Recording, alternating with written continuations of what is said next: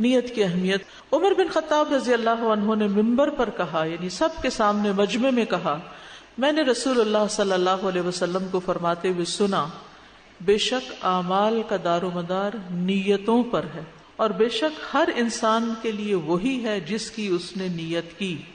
یعنی جس چیز کا ارادہ کرو گے، جو چاہو گے، اجر بھی اسی کے مطابق ملے گا.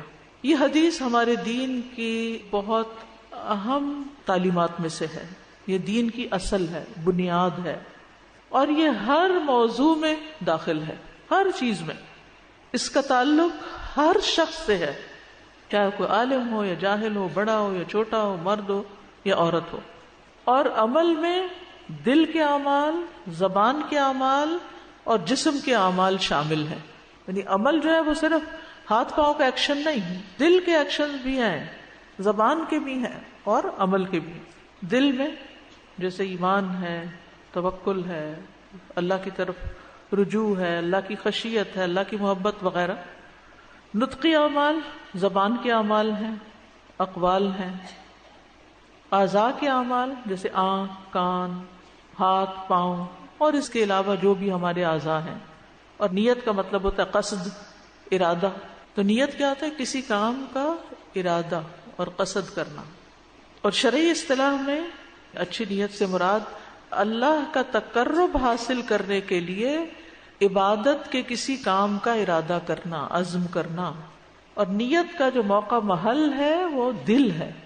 نیت دل کا عمل ہے، مگر اعضاء کے ساتھ اس کا تعلق ہے. جیسے دل کا تعلق سارے اعضاء کے ساتھ ہے. ہم جب بولتے ہیں تو اس کے پیچھے ہمارے دل کا ارادہ شامل ہوتا ہے، پسند ناپسند جھلکتی ہے اس میں سے. اسی طرح کھاتے وقت بھی ہمارا دل شامل ہوتا ہے اس میں یا نہیں؟ جس چیز کو دل کر رہا ہوتا ہے وہ کھاتے، دل نہ کرے تو ہم نہیں کھاتے. دل نہ چاہے تو آپ اٹھ کے یہاں سے وہاں نہیں جاتے. تو ہر چیز میں دل شامل ہوتا ہے. نیت کا مقام دل ہے. اور علماء کے کلام میں نیت دو معنوں پر بولا جاتا ہے.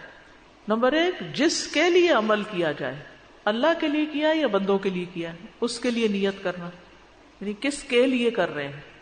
اور دوسرا ہے کیا کر رہے ہیں. مثلا ہم یہاں پر آئے ہیں اللہ کے لیے آئے ہیں یا کسی اور مقصد سے آئے ہیں. اور دوسرا یہ ہے کہ کیا کرنے آئے ہیں. تو دونوں چیزوں کا تعلق نیت کے ساتھ ہے. ہر عمل کے لیے نیت کا ہونا لازم ہے. یعنی انسان جو عمل کرتا ہے اس حال میں کہ وہ عقل مند ہے، با اختیار ہے، سمجھدار ہے، تو اس کے لیے ممکن نہیں کہ وہ اس کے پیچھے اس کا کوئی ارادہ شامل نہ ہو. ارادہ ضروری ہوتا ہے. دوسری بات یہ ہے کہ اعمال کی قبولیت کا دار و مدار نیت پر ہے. حتیٰ کہ مومن کھانا، پینا، اٹھنا، بیٹھنا، سونا، جاگنا جو کرتا ہے، اگر اس میں نیت اس کی اچھی ہوتی ہے تو اس کے مطابق اس کا ثواب کئی گنا زیادہ بڑھ جاتا ہے. نیت کی وجہ سے لوگوں کے اجر میں فرق آئے گا. دو لوگ کٹھے نماز پڑھ رہے ہیں، ایک کی نیت ہے اللہ کی رضا اور دوسرا یہ کہتا ہے کہ ہائے لوگ دیکھ کے کیا کہیں گے، سنت کے مطابق پڑھ رہی یا نہیں پڑھ رہی، ٹھیک نماز ہو رہی کہ نہیں ہو رہی. تو دیکھنے میں بھلے دوسرے کا طریقہ بڑا ہی اچھا ہو لیکن اجر زیرو پہ چلا جائے گا. اور ایک شخص لوگوں سے بے نیاز ہو کر صرف اللہ کی رضا کے لیے پڑھ رہا ہے. تو یہ اہم نقطہ یاد رکھیے کہ نیت کی بنا پر اعمال کے اجر و ثواب میں کمی واقع ہو جاتی ہے. ایک ہی عمل مختلف نیتوں کی بنا پر قبول یا رد ہو جاتا ہے. رسول اللہ صلی اللہ علیہ وسلم نے فرمایا گھوڑے کے مالک تین طرح کے لوگ ہوتے ہیں. بعض لوگوں کے لیے وہ باعث اجر و ثواب ہے، بعض کے لیے وہ صرف پردہ ہے، بعض کے لیے بوجھ ہے. جس کے لیے گھوڑا اجر و ثواب کا باعث ہے یہ وہ شخص ہے جو اللہ کے راستے میں جہاد کی نیت سے اس کو پالتا ہے. آج کے دور میں آپ اپنی گاڑی کی مثال لے سکتے ہیں کہ جس کو آپ خیر کے کاموں میں استعمال کرنے کے لیے خریدتے ہیں. پھر جہاں خوب سبزہ ہوتا ہے یا فرمایا کسی شاداب جگہ اس کی رسی کو خوب لمبی کر کے باندھتا ہے تاکہ وہ چاروں طرف چر سکے. تو گھوڑا اس سبزے سے یا اس شاداب جگہ سے اپنی رسی میں بندھا ہوا جو بھی کھاتا پیتا ہے اس کھانے پر مالک کو نیکیاں ملتی ہیں کیونکہ مالک نے اس کو چھوڑا کہ کھا لو. تو گھوڑے والے کو ثواب مل رہا ہے کیونکہ گھوڑا ایک اچھی نیت سے اس نے خریدا تھا اور اس کو اسی وجہ سے کھلا پلا رہا ہے. اور اگر وہ گھوڑا اپنی رسی توڑا کر ایک زغن یا دو زغن لگائے یعنی جمپے لگائے تو اس کی لید، اس کے قدموں کے نشانوں میں بھی مالک کے لیے نیکیاں ہیں. اب گھوڑے کی لید جو ہے وہ ایک ناگوار سی چیز ہوتی ہے نا، وہ بھی تولی جائے گی. اگر وہ گھوڑا نہر سے گزرے اور اس میں سے پانی پی لے تو اگرچہ مالک نے اسے پانی پلانے کا ارادہ نہ کیا ہو پھر بھی اسے اس سے نیکیاں ملتی ہیں. وہ تو رستے میں آ گئی اور اس نے پانی کے لیے رک گیا اور وہ پانی پی گیا، جو پانی اس نے پیا اس پانی کا بھی ثواب مالک کو مل رہا ہے. تو یہ سارے ثواب کا سلسلہ شروع کہاں سے ہوا؟ نیت سے شروع ہوا کہ یہ میرا گھوڑا اللہ کے راستے میں ہے، یہ میری گاڑی، یہ میرا قلم، یہ میرا گھر، یہ میری کتابیں، یہ میری فلاں چیز اللہ کے راستے میں، یہ میرا وقت، یہ میرا کمپیوٹر. اب اس کو جس وقت بھی آپ استعمال کریں گے اور اس کی مینٹیننس پہ جو خرچہ آئے گا، یا اس کے ساتھ جو بجلی استعمال ہوگی یا گیس استعمال ہوگی، پیٹرول یوز ہوگا، کوئی اور اس میں بیٹھ جائے گا، کچھ بھی آپ کریں گے اس کو کسی طرح بھی استعمال، تو سارے کا سارا اجر و ثواب کا باعث بن جائے. حتیٰ کہ اگر آپ ایک واشنگ مشین خریدتے ہیں صرف اس نیت سے تاکہ میرا وقت بچے اور میں اللہ تعالیٰ کی عبادت اچھے طریقے سے کروں اور وقت نکال کر میں دین کی تعلیم حاصل بھی کروں اور دوسروں کو دے بھی سکوں، تو جتنے کپڑے اس میں دھلیں گے وہ سارے کا سارا آپ کے لیے اجر و ثواب. اس کا بجلی کا بل جو جائے گا اور جو بھی ہوگا، کیونکہ آپ نے ایک اچھی نیت سے ایک مشین خریدی. اور ایک یہ کہ وہ چونکہ فلاں نے خرید لی تو مجھے بھی خریدنی ہے، اور اس کے دکھاوے کے لیے اور لوگوں کے اوپر روب جتانے کے لیے کہ میں نے یہ دیکھو لیٹسٹ ماڈل کی خریدی ہے اور ایسا اور ویسا ہے. کسی مجلس میں بیٹھ کر ہم بعض اوقات بوسٹنگ کر رہے ہوتے ہیں، تفاخر کر رہے ہوتے ہیں، اس کو کوئی اجر و ثواب نہیں.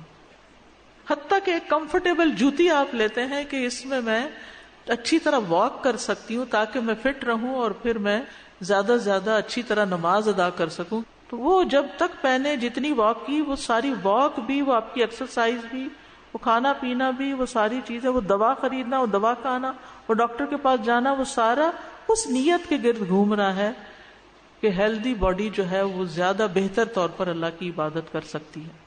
ہر چیز اس میں آ گئی. نبی صلی اللہ علیہ وسلم نے دوسری مثال کیا سمجھائی؟ دوسرا وہ شخص ہے جو گھوڑے کو فخر، دکھاوے اور اہل اسلام کی دشمنی میں باندھتا ہے تو یہ اس کے لیے بوجھ ہے.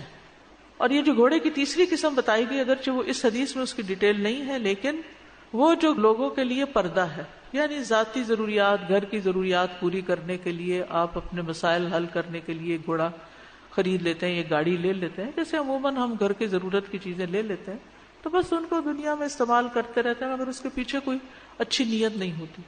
تو اب آپ دیکھیے کہ اگر آپ ایک کپڑا بھی کمفرٹیبل خریدتے ہیں، یا آپ ایک جوتا، یا آپ اپنے کچن کی کوئی چیز، یا آپ اپنے گھر کی کوئی چیز اس نیت سے خریدتے ہیں تاکہ آپ کی زندگی آسان ہو اور آپ اس آسانی کے وقت کو استعمال کر سکیں خیر و برکت بھلائی کے کاموں میں، تو اس سے بھی جو ایک پیسہ بھی آپ نے لگایا وہ اجر و ثواب کا باعث بن جائے گا. تو اس حدیث سے یہ بھی پتہ چلتا ہے کہ اللہ کے راستے پہ چاہے آپ بڑے سے بڑا مال بھی اگر خرچ کرتے ہیں لیکن آپ کی نیت درست نہیں تو اس کا کوئی اجر و ثواب نہیں. لیکن چھوٹی سی چیز بھی آپ استعمال کر رہے ہیں، چاہے آپ کی سواری ہے یا کچھ بھی، نیت کے ساتھ اس کا اجر بڑھ جاتا ہے. دنیا کی نیت پر دنیا ہی ملتی ہے. رسول اللہ صلی اللہ علیہ وسلم نے فرمایا جو شخص اللہ کی راہ میں جہاد کرے اور صرف ایک رسی حاصل کرنے کی نیت رکھے تو اس کے لیے وہی ہے جس کی اس نے نیت کی. مثلا آپ کہیں درس دینے کے لیے جاتے ہیں اور اس لیے چلے جاتے ہیں کہ چلے بعد میں چائے پانی بھی کچھ مل جائے گا، تو پھر وہ جو پہلا حصہ نا وہ زیرو ہو گیا، چائے پی کے آ گئے، آپ ویسے ہی چلے جاتے چائے پی. تو ان چھوٹے چھوٹے مقامات پر بھی اپنی نیت کو خالص کرنا چاہیے. اور جو اس نیت سے نہیں جائے گا نا، تو اگر اس کو کوئی چائے نہیں پوچھے گا تو اس کے دل میں ذرا برابر ملال نہیں آئے گا کہ میں اس لیے تو آیا ہی نہیں تھا، مجھے کیا فرق پڑتا ہے. کوئی اس کو بڑا بھرپور طریقے سے ویلکم نہیں کرے گا، اسے کوئی فرق نہیں پڑے گا. کیا فرق پڑتا ہے، میں اس لیے تھوڑی آیا تھا، میں تو اپنے رب کے لیے آیا تھا، میں تو اپنی خاطر آیا تھا کہ مجھے کچھ اللہ کی رحمت ملے. یہاں تک کہ اعلیٰ ترین درجہ کیا ہے، اللہ کی رضا مطلوب ہو اور اللہ کی رحمت کا انسان امیدوار ہو ساری محنت کے بعد. بعض اوقات ہم صدقہ خیرات اس لیے کرتے ہیں کہ اچھا یہ صدقہ کروں تو بیماری ٹل جائے، چلو ٹھیک ہے، لیکن اس وقت بھی نیت کیا ہونی چاہیے، میں یہ صدقہ کروں تاکہ مجھے اللہ کی رحمت ملے. نیت تھوڑی سی بدل لیجئے، یعنی آپ گھر سے نکل رہے ہیں، سفر پہ جا رہے ہیں، آپ کسی کو کوئی صدقہ کرتے ہیں تاکہ راستے میں کوئی مسئلہ پیش نہ آئے، اس نیت کی بجائے یہ نیت کریں کہ میں یہ صدقہ کر رہی ہوں تاکہ اللہ تعالیٰ مجھ سے راضی ہو جائے اور مجھے اپنی حفاظت میں لے لے. تو اچھی نیت کیا ہوتی ہے؟ اللہ کی رضا اور اللہ ہی کے لیے کسی کام کو کرنا. لیکن اس معیار کو سامنے رکھ کر آپ دیکھیں تو ہماری بہت ساری نیکی کے کاموں میں بھی نیتیں کیا ہوتی ہیں؟ دنیا کا کوئی فائدہ چاہے ہم لوگوں سے نہ بھی حاصل کریں. وَلَا تَمْنُن تَسْتَكْثِرْ، کسی پہ احسان اس لیے نہیں کرنا کہ ہمیں کچھ اور کثرت حاصل ہو جائے. جب صدقہ خیرات کے ہم فائدے پڑھتے ہیں کہ صدقہ کرنے والے کو اس کا اجر ملتا ہے تو ہم بعض اوقات اس لیے صدقہ کرنا شروع کر دیتے ہماری آمدنی اور بڑھ جائے. آپ اللہ کی رضا کے لیے کریں، اللہ کی رحمت کے لیے. پھر جب اللہ کی رحمت ہو گئی نا تو آپ سوچ بھی نہیں سکتے کہ آپ کو کتنے گنا زیادہ ملے گا. وہ آپ کے حساب کتاب سے بھی بہت بڑا ہے. پھر اسی طرح دنیا حاصل کرنے کے لیے علم حاصل نہیں کرنا چاہیے، خصوصاً دین کا علم جو ہے. مسند احمد کی حدیث ہے، رسول اللہ صلی اللہ علیہ وسلم نے اس امت کو عظمت اور رفعت، دین و نصرت اور زمین میں اقتدار کی خوشخبری دی ہے. تو آپ نے فرمایا کہ اس امت کو یہ خوشخبری دے دو، جو ان میں سے آخرت کا عمل دنیا کے لیے کرے گا، آخرت کا عمل دنیا کے لیے کرے گا، اس کا آخرت میں کوئی حصہ نہ ہوگا. مثلاً آپ کسی بیمار کی خدمت کر رہے ہیں تو آپ سوچیں چلو میں اس بڑھاپے میں اس کی مدد کروں، اللہ میرے بڑھاپے میں میری مدد کرے گا. صرف اتنی نیت نہ رکھیں کہ یہ مجھے دنیا میں کوئی ذرا آسانی مل جائے، فوراً کس طرف چلیں؟ اللہ مجھ سے راضی ہو جائے، اللہ کی رحمت آ جائے. اور جب اللہ راضی ہو گیا اور رحمت آ گئی تو پھر آپ کا بڑھاپا پھولوں کی طرح جائے گا. کیونکہ یہ صرف اللہ ہے جو لوگوں کے دلوں میں آپ کے لیے رحمت، شفقت اور محبت کے جذبات ڈال دیتا ہے. ہماری توجہ ایمان لا کر نیک عمل کرنے کی طرف ہونی چاہیے. دلوں میں محبت اللہ ڈالے گا، وہ اس کا کام ہے.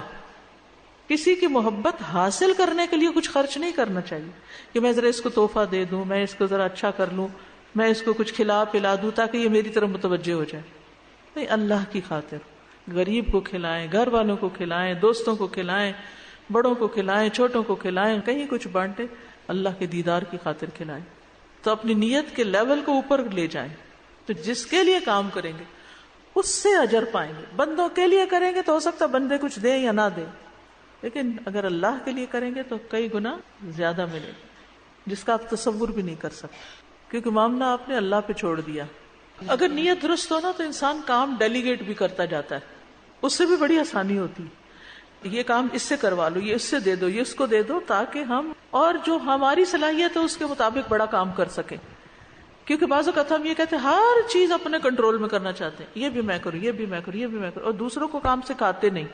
یہ بھی غلط طریقہ ہے. جب آپ کی نیت اللہ کے لیے کرنا ہے تو ضروری نہیں کہ وہ بہت سارے کام ہو اور بہت بڑا کام ہو. وہ اگر آپ کے حصے میں چھوٹا بھی آ گیا نا اور آپ کی نیت اللہ کے لیے تھی اور آپ نے باقی لوگوں کے اوپر بھی یعنی صدقہ کیا اور ان کو بھی کام لگایا تو ان کا حصہ الدال علی الخیر کفاعلہ، وہ بھی آپ کو اجر ملے گا اور جو آپ نے خود کیا وہ بھی ملے گا. اسی طرح اگر آپ ایک بہتر ہیلپر رکھ سکتے ہیں اپنے باقی عیش و عشرت سے پیسہ نکال کر تاکہ آپ زیادہ سے زیادہ بہتر عبادت کر سکیں، بہتر دین خدمت کا کام کر سکیں، تو یہ نیت بھی آپ کے لیے بہت اجر و ثواب کا باعث ہوگی. اس طرح آپ کی دنیا بھی سہولت والی ہو جائے گی اور آخرت بھی اچھی ہو جائے گی.